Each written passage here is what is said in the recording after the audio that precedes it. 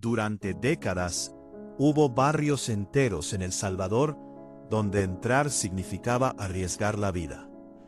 Lugares donde la policía no patrullaba, donde los buses no pasaban, y donde una simple pregunta podía decidir tu destino. Las pandillas dominaban calles completas. Pero algo extraño ocurrió. En cuestión de meses, miles de pandilleros comenzaron a desaparecer de las calles. Muchas paredes siguen marcadas con sus símbolos. Las historias de terror todavía se cuentan entre habitantes. Escuché los disparos, 5 disparos. Nunca me imaginé que era mi hijo. Era tremendo cosas hay aquí. Ni a caminar se podía venir en la mañana ni en la tarde. Estar acá, nosotros dos ahorita en esos tiempos, No, era imposible. así como anda su corte de cabello no lo hubieran dejado entrar. Pero quienes controlaban esos territorios ya no están. Entonces la pregunta es inevitable. ¿Qué pasó realmente con las pandillas de El Salvador? Curiosamente, la historia de las pandillas salvadoreñas no empezó en El Salvador. Todo comenzó en las calles de Los Ángeles, en Estados Unidos, durante los años 80. En esa época, miles de salvadoreños huyeron de la guerra civil, buscando refugio. Muchos jóvenes crecieron en barrios difíciles, rodeados de violencia y pandillas. Para protegerse, comenzaron a organizarse. Así nació una pandilla que con el tiempo se volvería famosa en todo el mundo, por su gran brutalidad para eliminar a sus víctimas. La Mara Salvatrucha, conocida como MS-13. Poco después surgiría otro grupo rival que marcaría la historia del país, el Barrio 18. Lo que comenzó como grupos de protección entre jóvenes inmigrantes, terminaría convirtiéndose en una red criminal internacional. En los años 90, ocurrió algo que cambiaría la historia del país. Estados Unidos comenzó a deportar a miles de pandilleros. Muchos de ellos regresaron a El Salvador. Los pandilleros que son deportados desde Estados Unidos están sembrando el terror en El Salvador. En las calles de Los Ángeles eran enemigos a muerte, y allá también. El problema era que el país aún estaba recuperándose de la guerra. Había pobreza, pocas oportunidades y comunidades vulnerables. Las pandillas encontraron el lugar perfecto para crecer. En poco tiempo comenzaron a aparecer grafitis en las paredes, símbolos en las colonias, territorios controlados por grupos rivales. Cada barrio empezó a tener dueño. Durante años, las pandillas controlaron zonas completas del país. Las fronteras entre colonias eran invisibles, pero mortales. Un joven podía perder la vida simplemente por entrar al lugar equivocado. Desapareció el 4 de octubre 2009.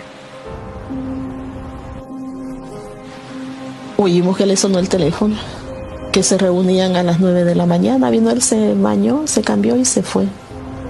A las 7 de la noche me dice mi hijo, mami, Cuchín, le decíamos, Cuchín no ha venido, mami. En muchas comunidades, los comerciantes pagaban extorsión. ¿No trabajaste? No había trabajo. Mira, o sea que si el bus se jode, si no trabajas, no te pagan. Desde que allá en Soya, la 41L, les pedíamos $1 por viaje. Y si no lo daban, o te quedas sin carro, o ya no trabajas, o te vas. Ve que vos querés. Los buses tenían que pagar para circular. Incluso los niños crecían rodeados de violencia. El país llegó a tener una de las tasas de homicidios más altas del mundo. Las pandillas parecían imposibles de detener. Pero mientras las pandillas se creían indestructibles, ya que controlaban al Estado. Este día nosotros estamos ejerciendo un compromiso, pues, de que es bien delicado, es sumamente importante, es algo bien fuerte, donde nosotros nos comprometemos, pues, como miembros de pandilla, pues, MS, pues, hacer todo lo posible, pues, para de que Saltepeque tenga una buena imagen. Pues. En 2012, en Nuevo Cuscatlán, nacía un nuevo alcalde que vendría a cambiar la historia y rumbo del país. Soy Nayib Bukele, candidato a la alcaldía de Nuevo Cuscatlán. Mis padres me enseñaron que con esfuerzo y dedicación se logran las metas. Nayib Bukele. Su primera aparición de Nayib a la política fue en 2012, cuando ganó las elecciones municipales y se convirtió en alcalde de Nuevo Cuscatlán. En sus primeros años como alcalde, Nayib Bukele destacó en ser el primer alcalde en recuperar espacios públicos que estaban en el abandono. Mientras muchas zonas del país seguían dominadas por el miedo, en la capital comenzaban a verse cambios. No era el político tradicional, hablaba diferente, se vestía diferente y conectaba con una generación que buscaba cambios. Desde sus años como alcalde, Nayib Bukele ya venía con la idea de hacer un cambio con las pandillas en El Salvador. Para ello, implementó apoyo a comunidades vulnerables, programas culturales y educativos, actividades para jóvenes. El objetivo, prevenir que más jóvenes entraran en pandillas.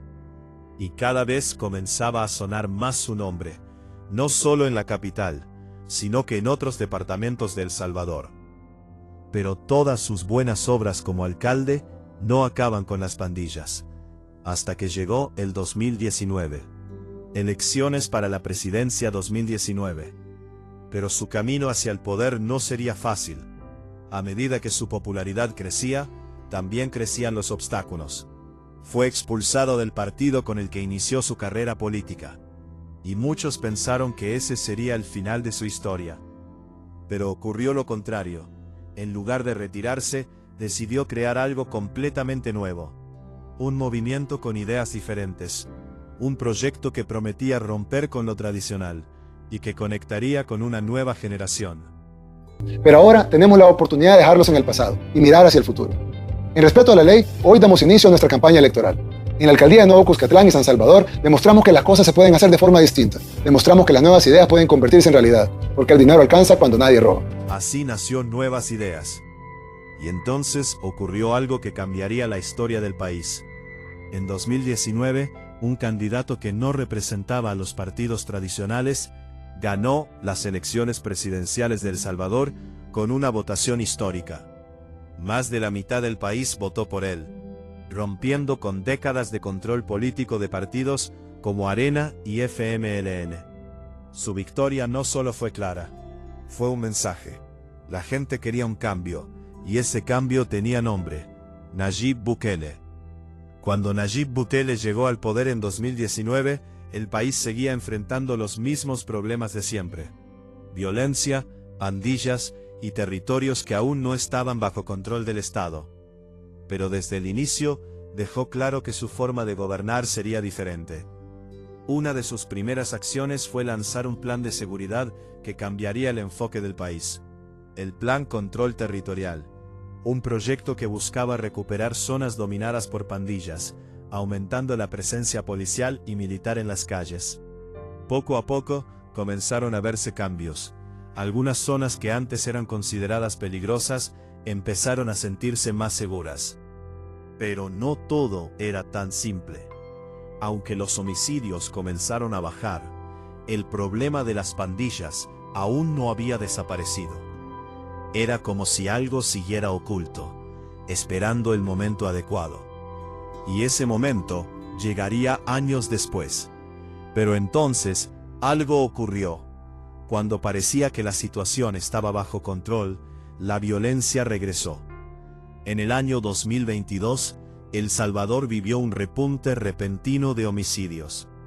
En cuestión de días, decenas de personas fueron asesinadas en diferentes partes del país. No era algo aislado. Todo apuntaba a que se trataba de acciones coordinadas por pandillas, como una forma de demostrar que aún tenían poder. Algunos lo interpretaron como un intento de presionar al gobierno, incluso de desafiar directamente al Estado. El mensaje era claro: las pandillas no habían desaparecido, y podían volver a desatar el caos en cualquier momento.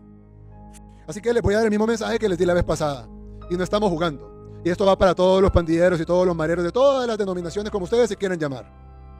Paren de matar ya. Ahorita, en este momento, no mañana, ya. Paren de matar ahorita o volvemos a ponerle emergencia en penales. Y esta vez no lo vamos a sacar. ¿Lo metemos al hoyo o no lo sacamos? Fue entonces cuando el gobierno tomó una decisión sin precedentes. En marzo de 2022, se declaró el régimen de excepción en El Salvador. Una medida que permitiría actuar con rapidez, capturar a miles de presuntos pandilleros y recuperar el control total del país. Lo que vino después cambiaría las calles para siempre. Tras la declaración del régimen de excepción, el país entró en una etapa completamente diferente. Las autoridades comenzaron operativos masivos en todo El Salvador. Día y noche, en colonias, barrios y comunidades, miles de personas eran detenidas bajo sospecha de pertenecer a pandillas. Pero hubo algo más, una estrategia que involucró directamente a la población. Muchos ciudadanos comenzaron a colaborar de forma anónima, realizando llamadas al número 132 para reportar actividades sospechosas. Información que antes nadie se atrevía a dar, comenzó a salir a la luz. Señalamientos, ubicaciones, nombres, todo de forma anónima. Y para muchos, esto se convirtió en una de las herramientas más efectivas, porque por primera vez en años, la gente podía hablar sin miedo. En pocos meses, decenas de miles fueron capturados. Muchos de ellos fueron trasladados a centros penales, incluyendo el enorme centro de confinamiento del terrorismo. Las pandillas fueron declaradas como terroristas. Muchos pandilleros fueron capturados y otros huyeron del país. Las calles comenzaron a cambiar. Lugares que durante años estuvieron dominados por el miedo, empezaron a sentirse diferentes. Pero mientras algunos celebraban estos cambios, otros comenzaron a hacer preguntas. Organizaciones internacionales como Human Rights Watch y Amnistía Internacional criticaron fuertemente estas medidas. Señalaban que, durante el régimen, se habían suspendido derechos fundamentales. Personas podían ser detenidas sin orden judicial, sin acceso inmediato a defensa y, en algunos casos, sin pruebas claras. También se denunciaron detenciones de personas inocentes y condiciones difíciles dentro de las cárceles. Para algunos, estas medidas eran necesarias para recuperar el país. Para otros, representaban un riesgo, un equilibrio peligroso entre seguridad y libertad. Y mientras el país cambiaba, una pregunta comenzaba a crecer en silencio. ¿Hasta dónde se puede llegar para recuperar el control? Pero eso generó un nuevo problema. ¿Dónde iban a encerrar a miles de detenidos? Fue entonces cuando el gobierno tomó otra decisión clave. A raíz de esta ola masiva de capturas, se construyó una de las cárceles más grandes y seguras del mundo.